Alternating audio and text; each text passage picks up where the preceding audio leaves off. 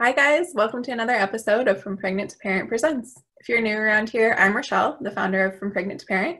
I'm a childbirth educator, a toddler mom, and I'm based in the San Francisco Bay Area. This week, I'm so excited to be joined by Rene of Parenting Littles. She is a wonderful guide through social media in helping us figure out how to talk to our children with empathy. And she's also doing some pretty phenomenal work outside of the gram. So Rene, I'd love for you to just tell us a little bit more about you and the work that you're up to on the gram, and a little bit about what you're sharing or a little bit of the work that you do off the gram and the work that you're sharing on the gram, a little bit of both. Okay, thanks for that introduction.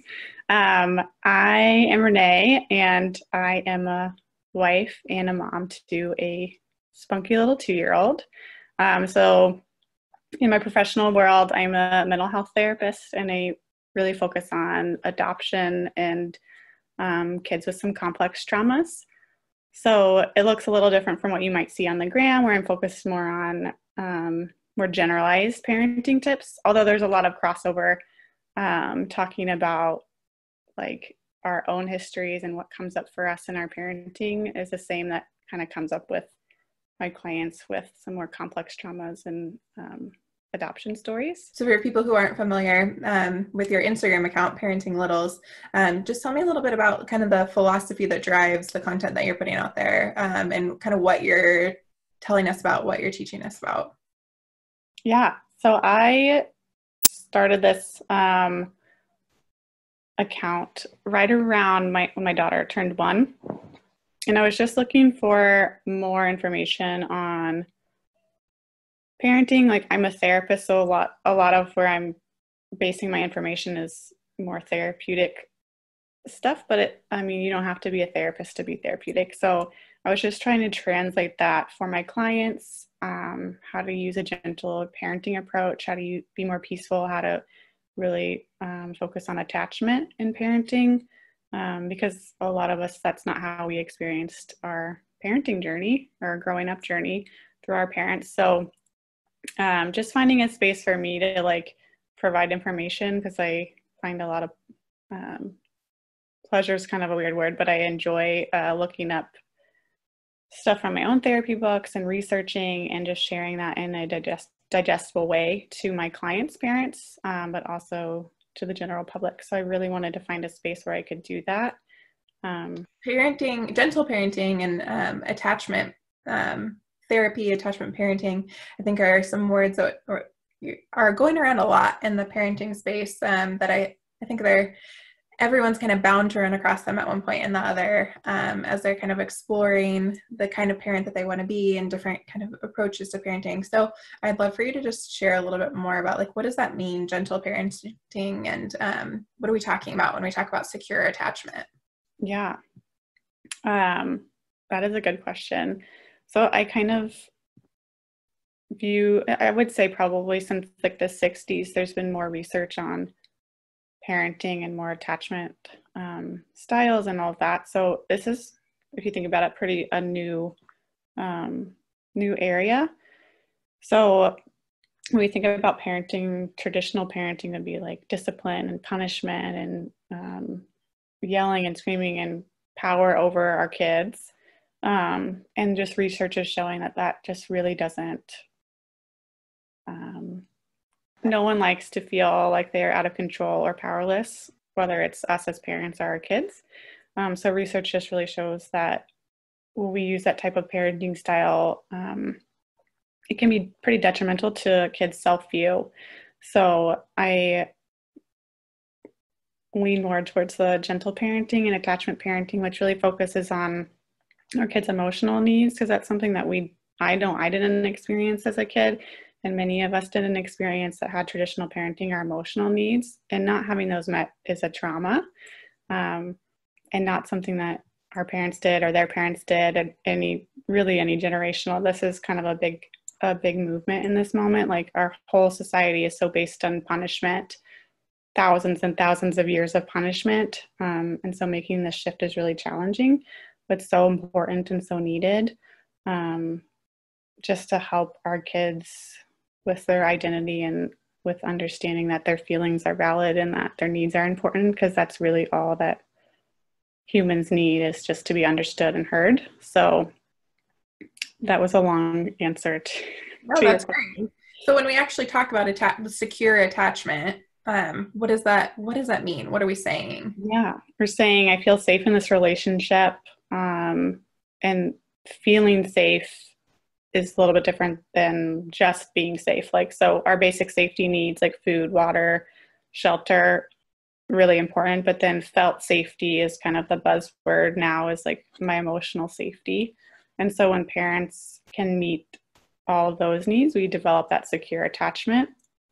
And it doesn't have to be all the time, like we have misses and disconnections, but secure attachment is really just saying that I am present most of the time with my kid. I'm good enough for my kid. I'm accepting of his feelings. I'm accepting of his experience, and some of the other attachment styles.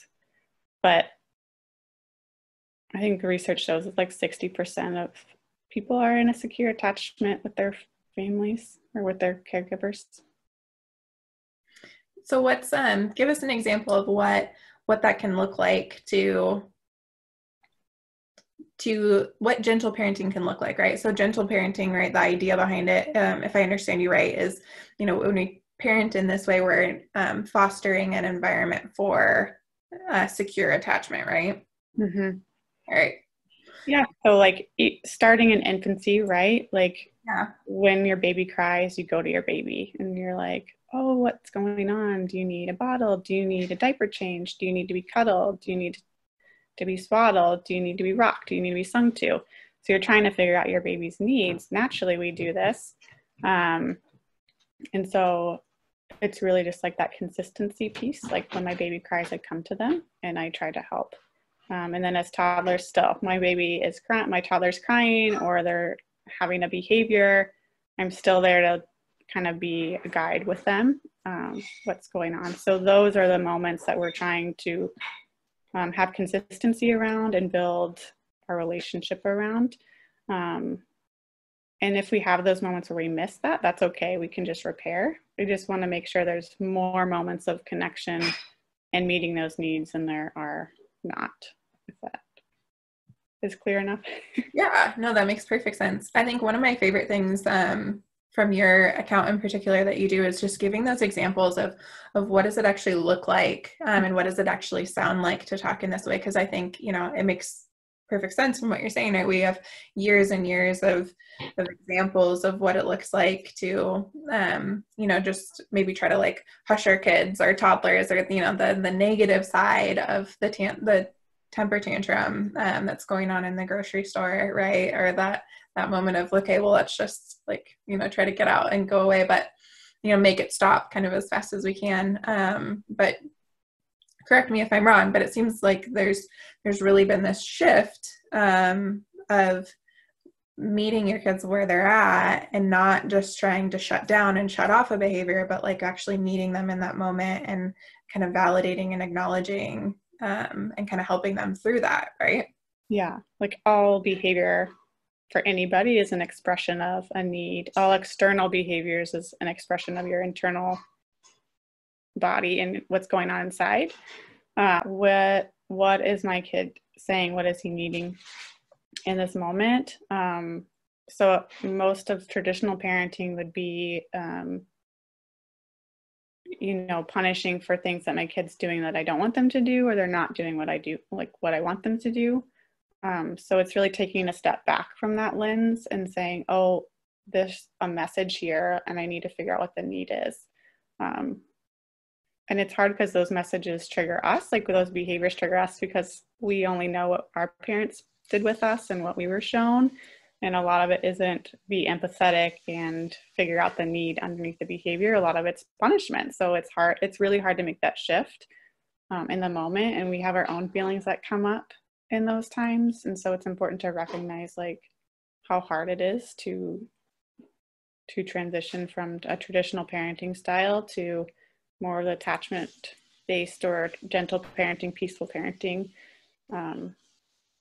it's just really hard to make that shift. So what are some of the benefits that you would say are like from taking this approach? What are some of the benefits that parents see? Respectful kids. I think that's a huge thing for parents, is they want their kids to respect them and respect other people. And so when you're showing them respect by listening to their feelings and listening to them, then your kids respect you. And I hear that's a big worry from my traditional parenting clients, that their kids aren't going to respect them, or they're going to be disrespectful adults. Like, it's a big fear, right? We want our kids to be successful in society. So I just try to like encourage that, like, when we demonstrate the things that we want our kids to be, they will learn how to do it. So they learn how to be respectful because you're respecting them. They learn how to listen to their own emotions because you're listening to them. They understand what they're feeling. They can understand other people, the empathy that they can have for others. Yeah, so it's just. Yeah. What are some of the things that you, like people who are maybe they try it and it's not for them, or they feel like it's not working, or somebody who's maybe afraid to kind of step into that space? Like, what are some of the things that hold people back, or that they say, like, oh, this is why I'm not a fan of this? Maybe. Yeah. A lot of it can be from their own experience. Like, no one held their emotions, so they maybe don't even know what they're feeling in the moments. And a lot of it can be just that fear of like, no, my kid's going to walk all over me, or never going to learn boundaries. And I think that's the biggest fear that I hear from people that are worried about gentle parenting, is thinks that it's permissive parenting, and it's really not. Like, boundaries and structure are like hugely important for kids. So you're not just being like, oh, do whatever you want. You can, okay, yep, that's fine, saying yes to everything. It's having limits in an empathetic way, to really shore up that. But I think that's the biggest fear that I hear, is like, my kid's going to run all over me, or they're going to be disrespectful. And it's really the opposite of that. Just because you're showing them how to do it and they're learning from you. I love that. What advice do you have for parents who are working through this? I know you mentioned earlier, right, that sometimes when we're going through this, it can bring up stuff for us, and we can maybe, we maybe are kind of met with some struggles, or we're feeling that guilt that, oh, I know I wanted to respond in this way, but I didn't respond in this way. What advice do you have for parents who are going through those feelings while they're kind of trying to teach and guide and raise kids in this way?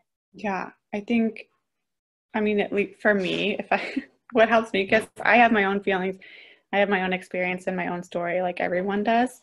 So in those moments when I have my own feelings come up, acknowledging that they're mine first, because we live in a blame culture. Everyone else is responsible for your feelings, and it's really, any feeling that you have is about you. And so the first step is like that acknowledgement, like, whoa, something's coming up for me here. What do I need? Can I put it away for a second to help my kid? Can I say I need a break and get some water? Like, just noticing that there's something coming up. And then with little kids, it's hard in the moment to like be like, I need a break, because they're just going to follow you, or they're going to, cry. Sorry if you can hear the dishwasher. It's cracking me up. But in the moment, like, just stepping back in your own space of like what you need. Can I put it away for a second to help my kid in this moment? And then, but I need to come back later and check in, like, hey, what was so triggering about that moment? What came up for me when my child acted this way? Where's that coming from? And just being curious.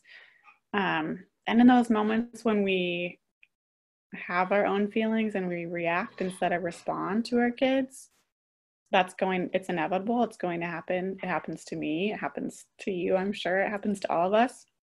The biggest piece is just repairing that.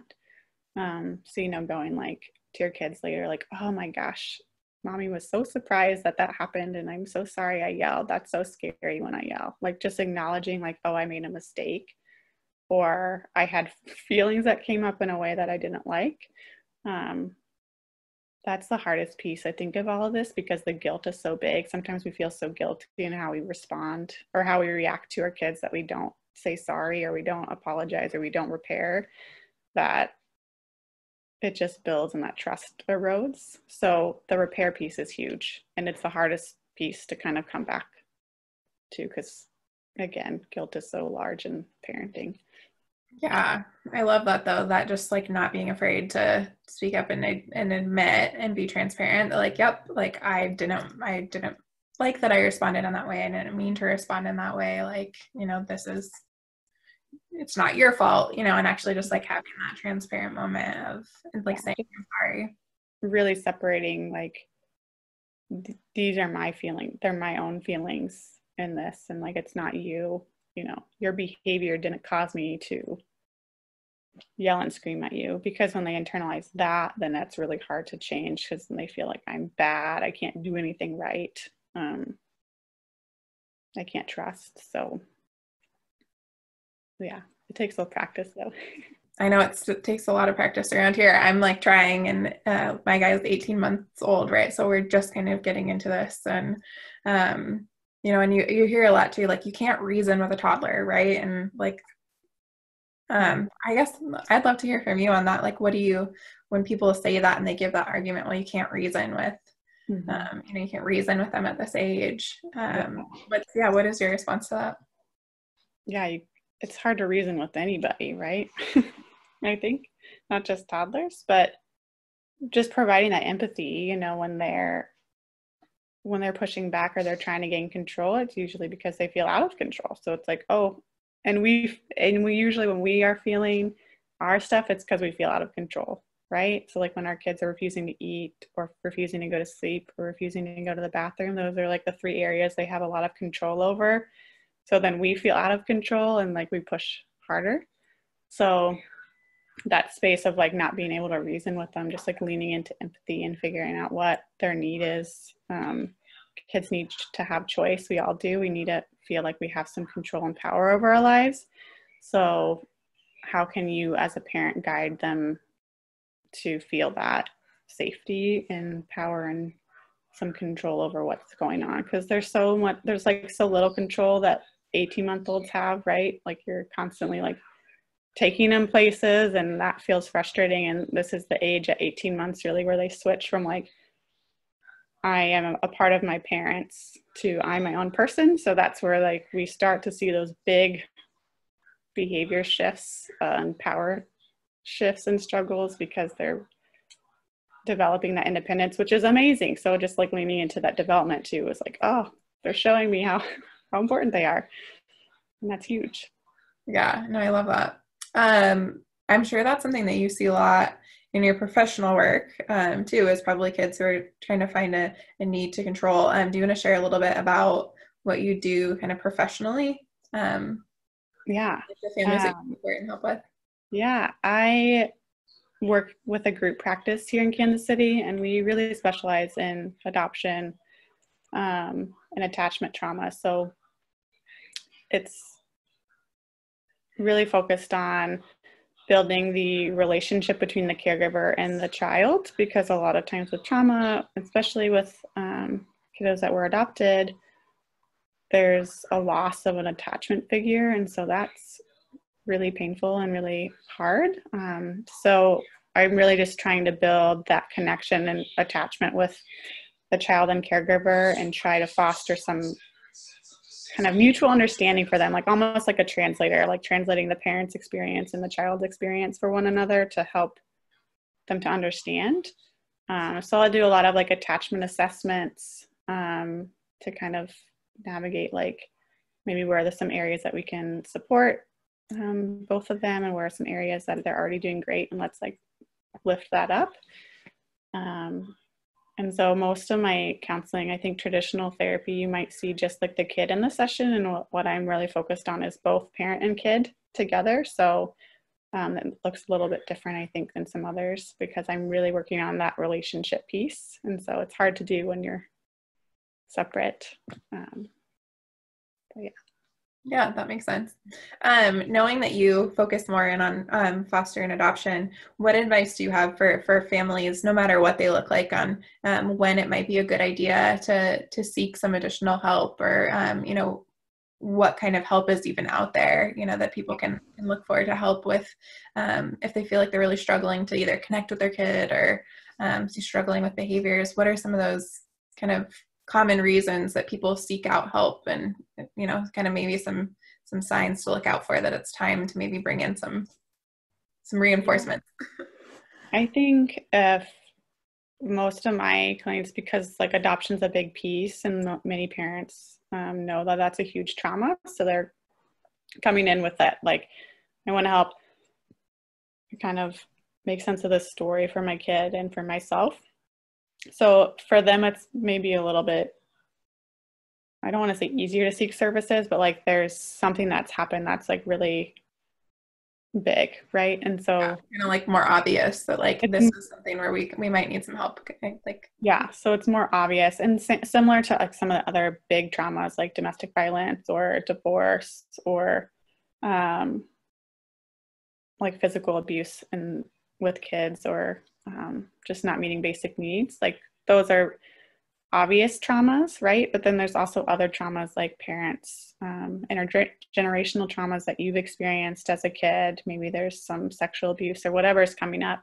And so when you have a kid, that all has just come to light. Our kids are our biggest mirror. So I would say, like, even as a parent, if you're feeling like really reactive to your kid, like that's a wonderful time to seek out either professional services, paid services, or just kind of doing some work with friends, an empathy buddy, or someone that can listen.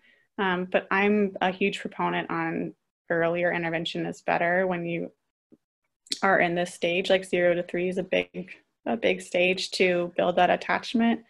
And so I see like little ones. And I would say like a lot of my clients are around 10 when they start to transition to that more and more independence. Peers are more important than my parents at that point. And so then the parents are like, oh, whoa, maybe our relationship had some things that we could have worked on before this. And now it's really hard to get back there because they're moving further away from me. So I really am a big proponent as earlier is better if there's anything you want to work on. But the biggest signs are just like if you're constantly feeling like you're having to react, or your kids are feeling like they're saying no all the time to you, then we want to kind of look at where are those disconnects. Makes perfect sense. I like that.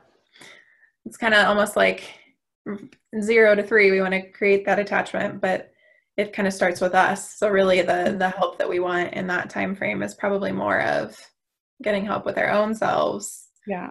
Like why maybe we're not connecting. And then it sounds like maybe a little bit older then is when we're like our kids are maybe going in and seeking therapy more for our kids as opposed to ourselves, unless there's one of those kind of like big T traumas, right? That's the more obvious. Yeah, I just like to focus on the relationship, that's really what it is. Like parents will bring in like, okay, my kid's doing this behavior, I need them to stop doing it. And really the thing that can help them stop doing it is the relationship. I can't make kids do anything more than like you can, as a parent. So it's really just like, how do I shore up this relationship so that they feel safe and feel like they can respect themselves and respect you, and vice versa, I guess. Yeah, I love that. So one thing that you mentioned earlier, I know, is just like presence, right? So presence is something that parents can work on to help like create that secure attachment and responding to our child's needs, kind of listening to, paying attention to their emotions, validating those. What else would you say are some of the big things that parents can kind of look out for and do? Repair work, I think, is another one that you mentioned. But when we're in that like kind of 0 to 3 age, where we're all kind of fighting with and dealing with the mom guilt, the dad guilt, the parenting guilt, that am I doing this right? Yeah. Anything else? As much as you can, just to try to let some of that guilt go, like drop that stick that you're holding or whatever you're carrying, because it's really hard to make these changes. Like I said earlier, it's so hard to change what you experienced. And so to give yourself so much compassion and grace with it, because it's just probably one of the hardest things to do is to make that shift from what you have experienced. So to try to like let some of that guilt go. And I also try to tell parents too, like our kids feel that guilt. So as much as we can let it go for ourselves, but also for them, because I know we're only parenting for our kids, right? So they can feel that guilt as well. So if we can kind of give ourselves some space and gratitude that like we're doing so much and so much hard work with this, because that's going to be, I think, the biggest piece. I love that. Yeah. I know another big transition for the kids is the transition into siblinghood, which is something that you and I have been working on a lot lately, kind of collaborating on some good tips for how to guide our kids through that and some of the behaviors that might pop up while they're adjusting to this change. That's one of those big changes that kids will go through, and that adjustment to being a sibling. I think even for the if you're the second kid adjusting to the third kid, or but especially as that first kid when you're used to being the only child adjusting into siblinghood. So Rene and I have been collaborating on that, some guidance on how to help your kids adjust with that, and examples. Rene put together a wonderful list of examples of some empathetic things that you can actually say, some really wonderful examples. So she's been sharing all last week on her page. I'll be sharing even more on this week on my page. Lots of good stuff there, so be sure to check that out.